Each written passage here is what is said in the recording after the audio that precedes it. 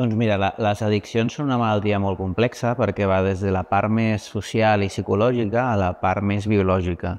Per tant, intentem fer recerca en totes aquestes àrees i anem des de la prevenció de les addiccions i la salut pública fins al tractament d'aquells pacients que tenen addiccions molt complexes. Addiccions molt complexes vol dir que a part de l'addicció tenen problemes psiquiàtrics o problemes de malalties físiques, orgàniques, que fan que tractar l'addicció sigui encara més complicat.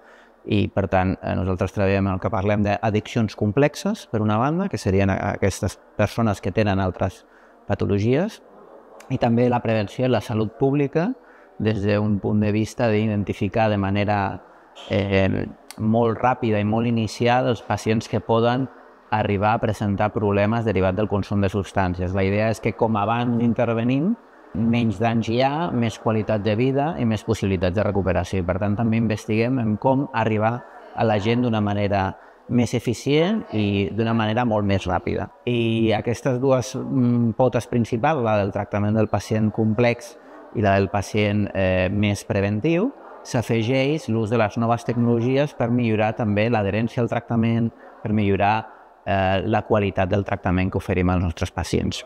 I les substàncies que principalment ens centrem són alcohol, tabac i cannabis, perquè són les substàncies que més es consumeixen a la nostra societat, tot i que també investiguem en altres substàncies. Aquestes serien les tres principals.